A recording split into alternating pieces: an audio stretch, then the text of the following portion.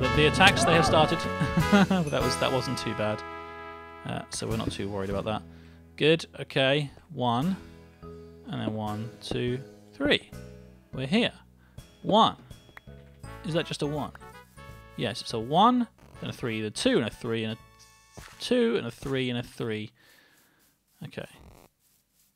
So we have to take out some of this, which we can happily do, no problem at all. Bam. Bam. But we're actually coming back in again now, so we don't need to take out any more than like that. Take out that one. Take out that one. I've got some little rogue pieces here which need to be taken out because that's like inside the enclosure that we're building, which is fine. Go.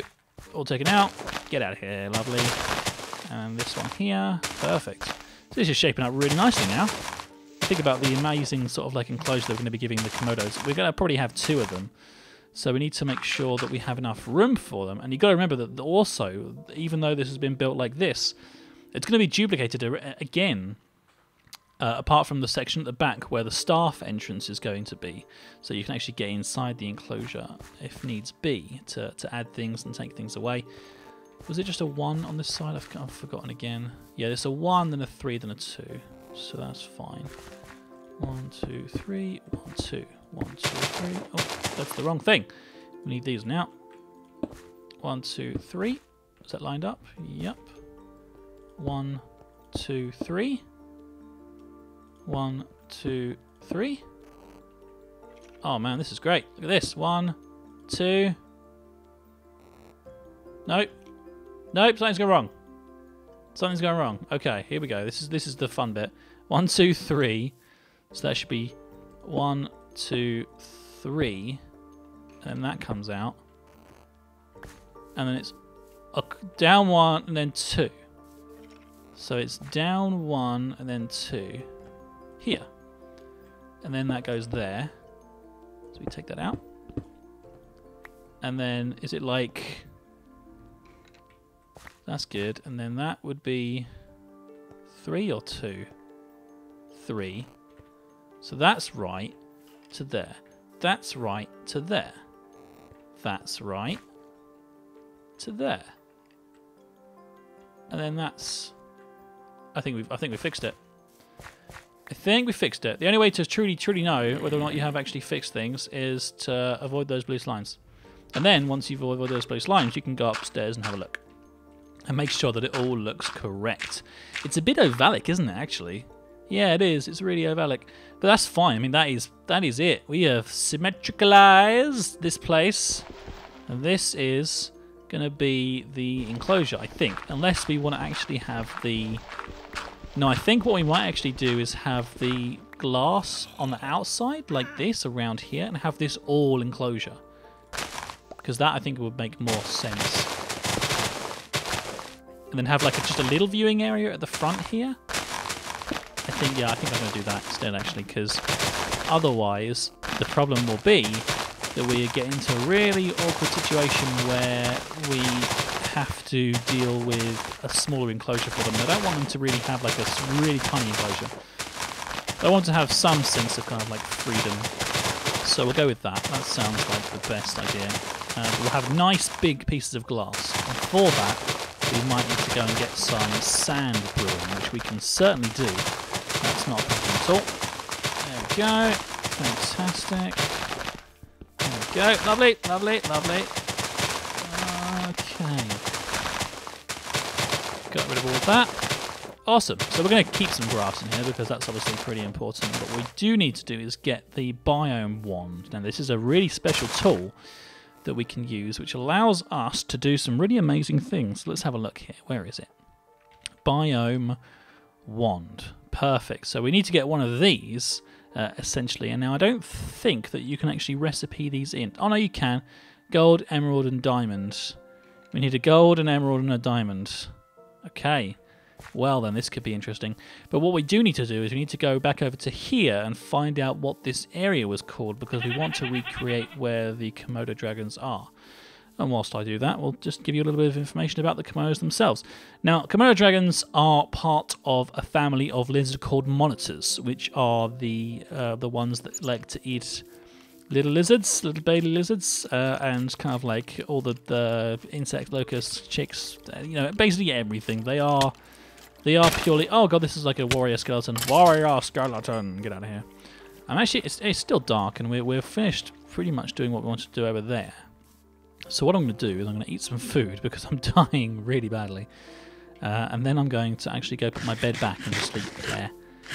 Like a normal person would, rather than just ripping their bed out of their room and taking it with them, because I guess that is a bit weird. I'm not sure. How to Minecraft, guys. How to Minecraft. Anybody out there know? I certainly don't know. I certainly got no freaking clue. Okay, so we're going to head back up here again. Fantastic. We are high. Okay.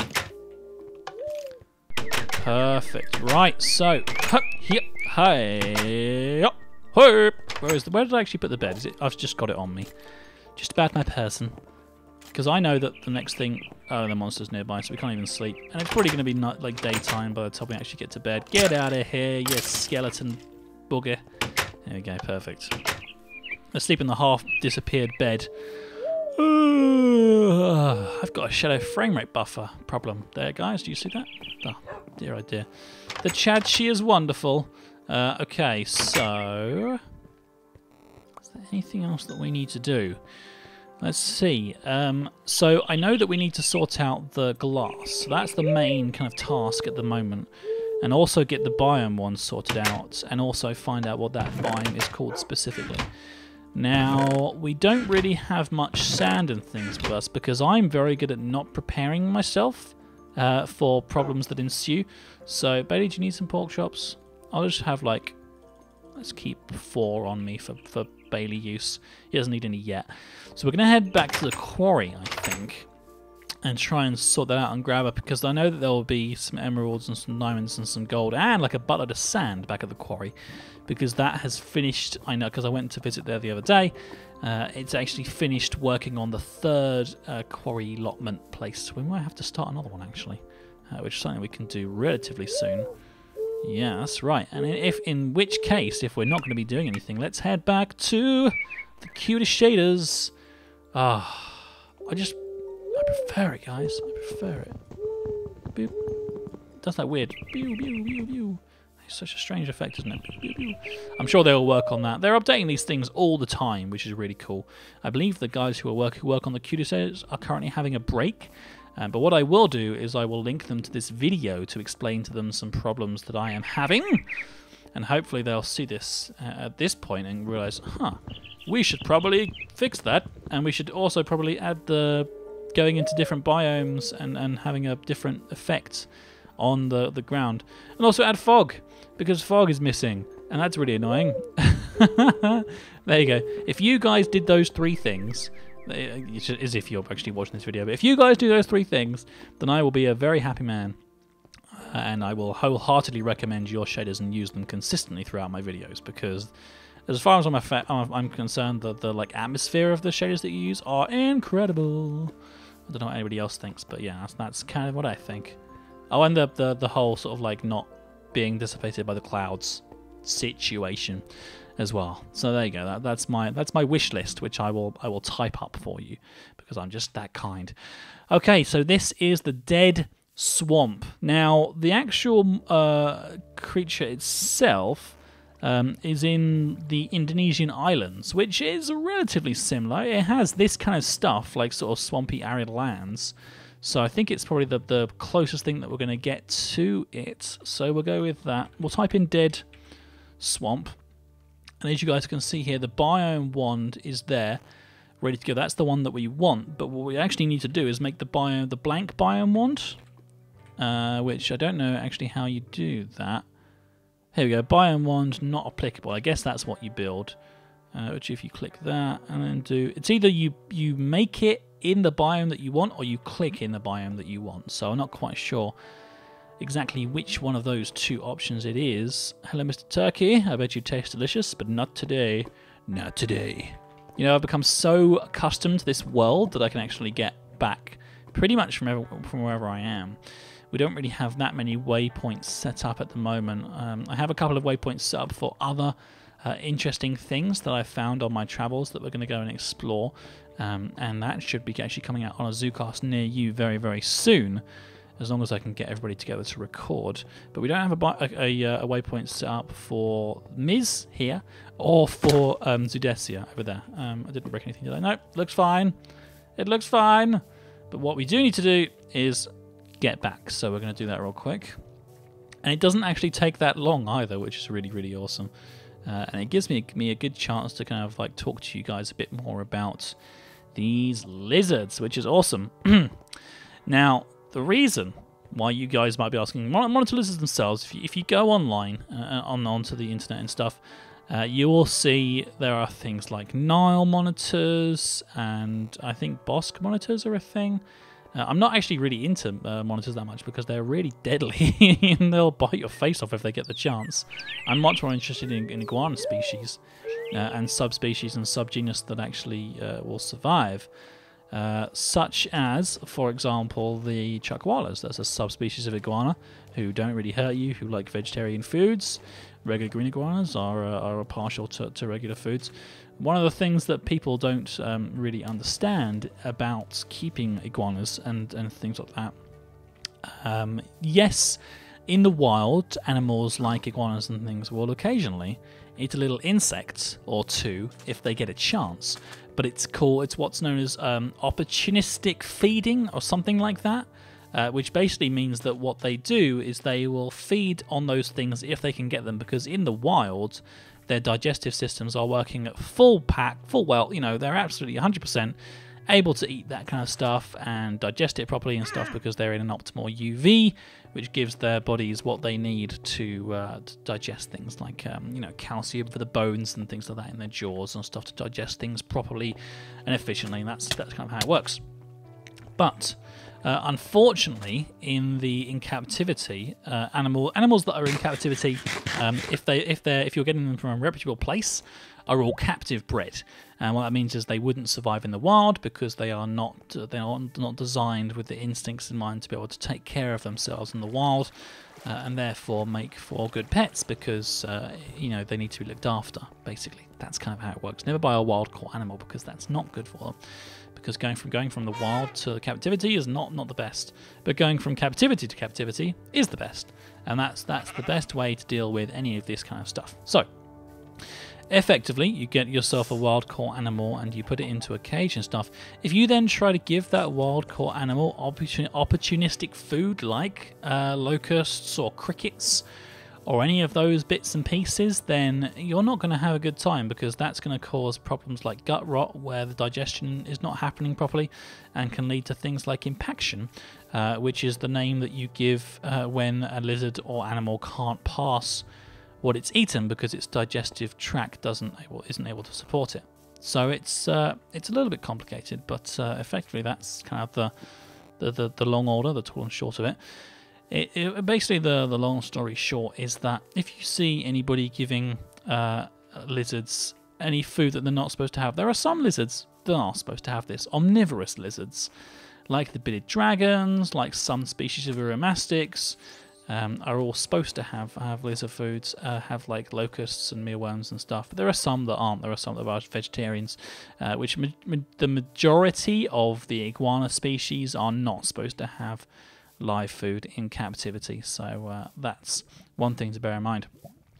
But Caff, how do I know whether or not a species is a vegetarian or an omnivore or a carnivore without having access to the internet? Because we all know that some people don't have the ability or the access to the internet so you know, readily, especially if they're out and about in a zoo or whatever and they see them being fed the wrong thing or something like that. It's a very good question. The best way of telling for yourself is if you look at a lizard and its eyes are facing forwards, like a bearded dragon. Its eyes are directly in front, looking sort of facing forwards. That is a predator, and that is a lizard that is designed to be able to pounce, to attack, to take things like comedians, for example, independently working eyes. Look, we found the Tree of Light. Isn't that awesome? We all have the ability. We are front-facing eyes because we are hunters, and we can attack things and take things down and eat them and do all that kind of stuff, so you can have chicken for your dinner, etc, etc. If a lizard's eyes are based into the sort of side or upwards, so it is predominantly able to look... Oh no, I'm stuck. Can I get out of here? Kafers, I'm sorry, I'm going to have to take down a little piece there. Actually, we can put that back again. There you go. There's bunnies and things. Oh, this is not Kaffer's house. This is Zudesia. We're back! Hooray!